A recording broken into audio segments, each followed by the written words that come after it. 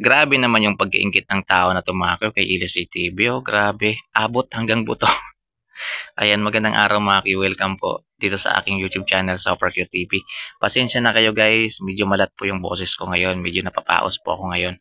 Mga ki, pasensya na. Ayan, so kahapon nga mga ki, nag-post nga yung pip.ph mga ki.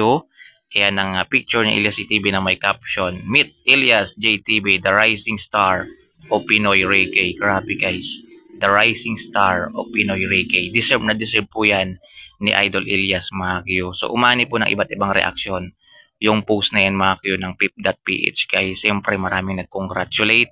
Ayan, marami yung mga tagahanga ni Ilyas ATV na nag-comment sa picture na yan guys at nag-congratulate. Siyempre guys, marami rin pong bashers, yung mga inggit na pumasok po sa post na yan.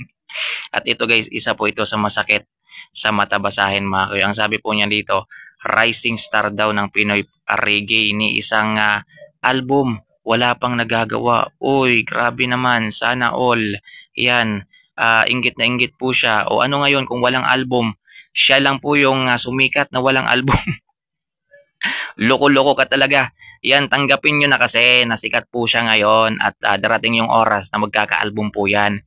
Sa ngayon po busy lang po siya, hindi po siya makagawa ng original song kasi kaliwat kanan yung gig. Kahit nga rest day nila guys, nagtatrabaho pa rin sila. Yan, at remember lang ha, hindi po talaga sa pagkanta sumikat si Ilyas CTV. Sumikat po talaga siya doon sa kanyang charisma, sa kanyang signature moves.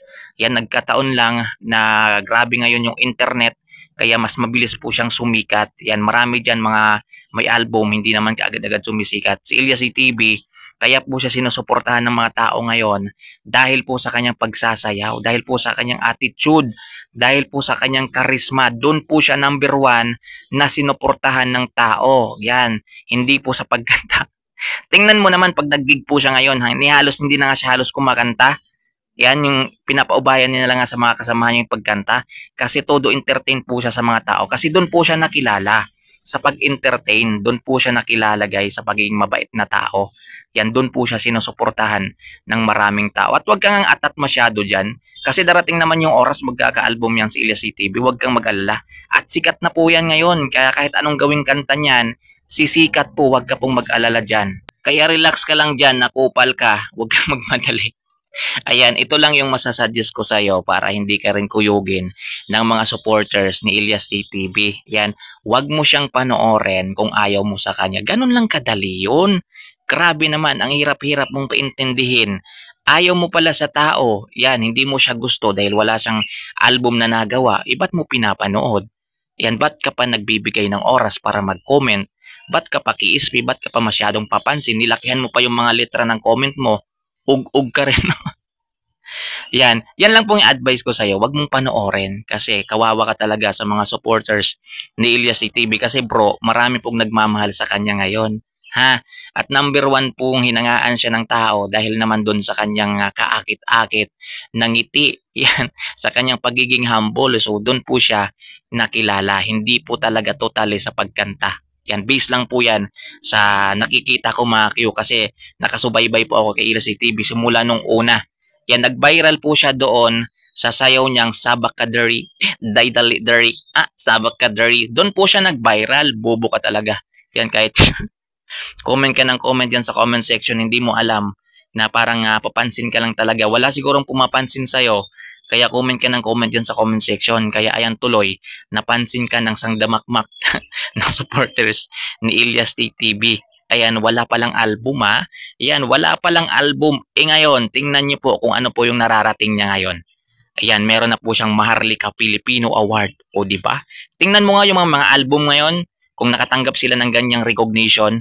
Ayan, tapos ngayon makakatanggap pa siya ng American Prestige Award. O di ba? Tapos magkakaroon pa siya ng billboard sa EDSA at magkakaroon ng concert sa Maynila. O ano ka ngayon ha? Ayan po yung walang album na pinagsasabi mo dyan. Bobo ka talaga. Yan, kahit kailan comment ka ng comment dyan sa comment section. Bahala na guys na mag-violation tayo dito. Kasi ano talaga mga kayo, nakakagigil talaga itong mga buzzers na to ni Ilyas TV. Sarap hamunin ng suntukan talaga eh. Isa-isa lang suntukan talaga ng ganyan no. Yan, minamaliit nyo masyado yung si Ilya CTV. Ayan, porkit Bisaya. Marami pa silang sinasabi mga Q, na Bisaya daw, Bisaya lang daw yung susuporta dito. Paano yan? Magko-concert sa Maynila. Paano ngayon yan? Paano ma-explain ngayon yan? Marami pong nag-aabang sa kanya sa Maynila. O, di ba? So, yun lang mga Q. Ayan, masyado po akong na-high blood po dito guys sa tao na to. Ayan, kayo po ano po yung masasabi nyo dyan? I-comment nyo na lang dyan sa comment section mga Q. Maraming salamat po sa inyong panonood. Pinansin ko lang to guys kasi masyadong papansin at kailangan naman talagang pansinin minsan yung mga ganitong tao. So, yun lang guys. Maraming salamat. Ingat po kayo mga Q. Thank you po for watching. Ayan, so nandito po ako ngayon nagbo-voice over sa sa ilog mga Q. Ayan may daraan na na motorboat. Ayan. Kaya medyo maingay mga Q. Ayan dadaan po siya mga Q. Ayan, kasi nandito po ako ngayon sa sa parang ilog. Ayan. Oh, di ba guys? Ayan, yun narinig nyo. Ano po yun mga Q? Sakayang pang dagat na di motor. Ayan, kasi nandito po ako ngayon nagbo-voice over kasi papansin kasi itong kumag na